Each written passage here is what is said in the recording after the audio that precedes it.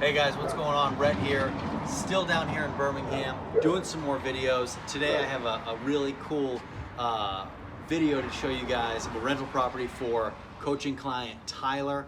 Tyler and I have been working together for a while, and I'm super excited to show his first rental in Birmingham. So come on in, guys. So we're here in Birmingham, and this is a 2-bedroom property, okay? It's gonna go Section 8. All right, so Kyle, why don't you come on inside? I'm gonna close this, it's a little loud outside.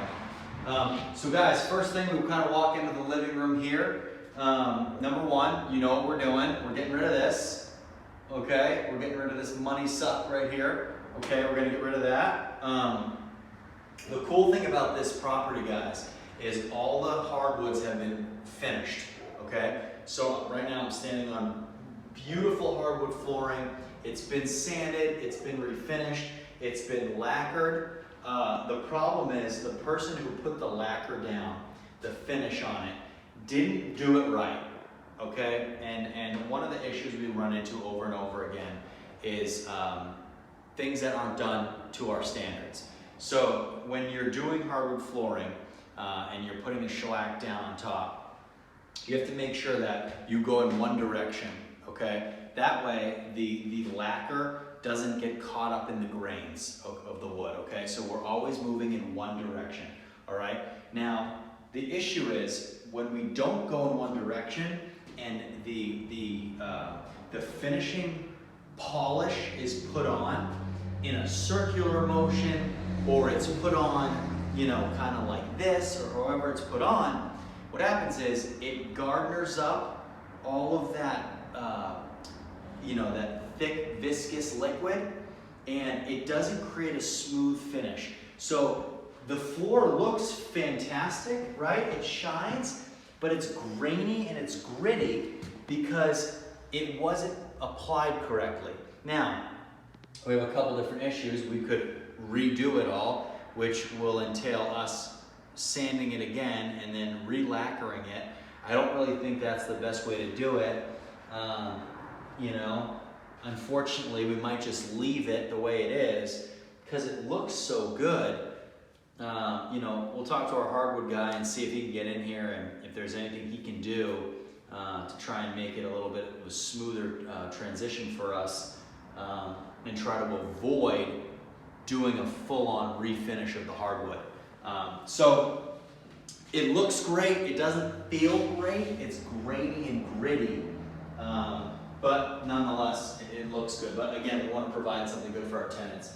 So guys, this is a 2-bedroom. Kyle, watch your head. You're going to hit that fan. He's a big guy.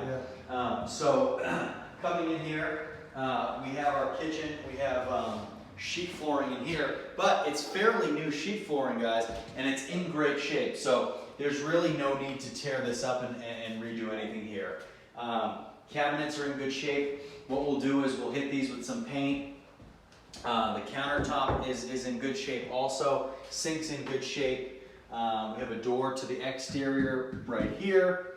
We're going to do all new appliances, of course. We'll put our refrigerator right here, and we'll take this stove from 1965 out of here. If anybody wants a stove, leave a comment below, and I'll ship it out to you with Tyler's permission, of course, because it'll be his stove. But we're going to get rid of this thing, put a new stove in there, and get some nice appliances in the unit. So guys, we have our living room right here, really nice. The whole hallway to this house is all hardwood as well as the bedrooms. But right now we're going to go into the bathroom, okay? Bathroom's in really nice shape. We have nice tile that's been done inside the bathroom. We'll have to make sure that window's operating, okay?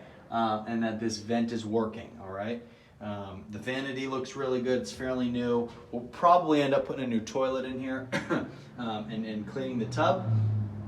But otherwise, the bathroom is in really good shape. Probably put a new mirror in here as well. It's got some damage and it's kind of gross. So one thing we like to do in some of our units is put medicine cabinets in.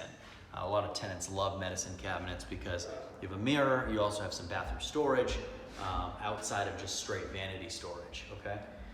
So coming in here, guys, we have our 2 bedrooms, all right? Like I said, hardwood in both.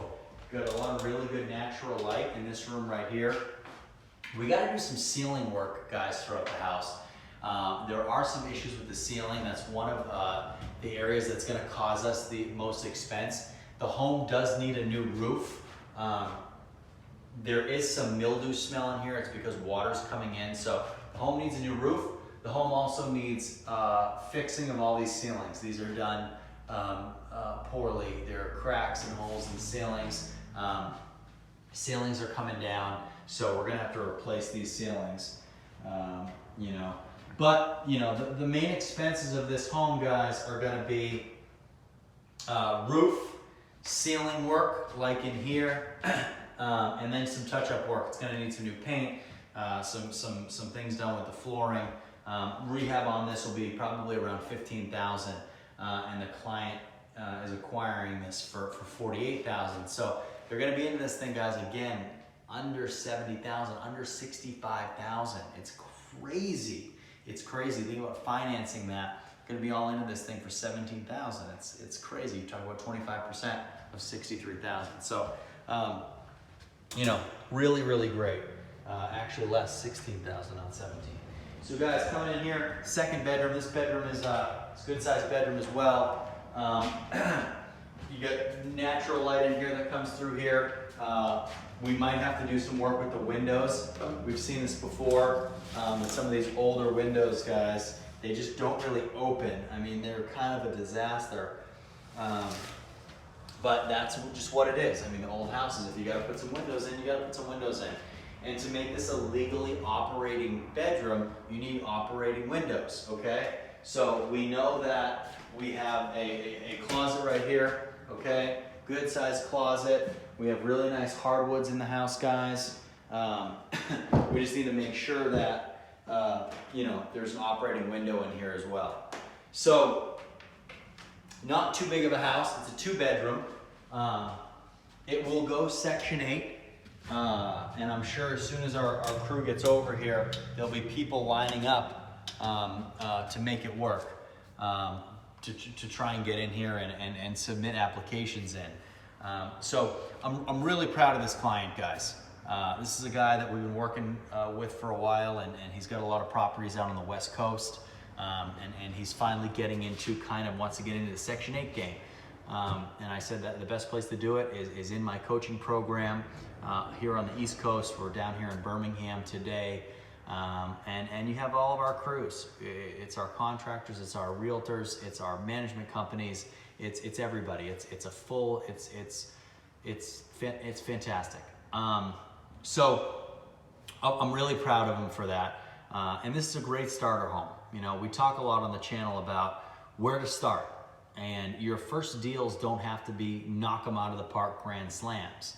It's about setting the process, understanding how it works, and getting a beautiful home like this. Because the reality is, guys, people will move into this home, whether it's a single mother with 2 kids.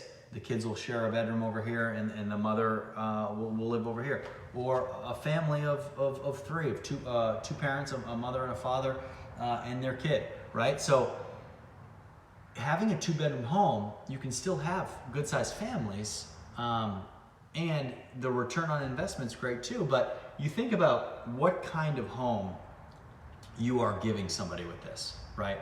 Really nice floors. We're gonna do really nice finishes in the kitchen with nice appliances. It's a good-sized bathroom, especially for a 2-bedroom, and it's a good size. You got a good-sized living room. You know, it might seem small, but for a 2-bedroom home, for a family that only needs 2 bedrooms, it's a really good sized bathroom, it's a good sized kitchen, it's a good sized living room, and the bedrooms are good size. So it's on a nice street, it's on a good area, close to shopping centers, close to a bunch of schools. It really is a home run, guys. So, you know, I know we talk about not trying to just totally kill it on that first one, but I really think that this client killed it on this, and I'm really happy for him.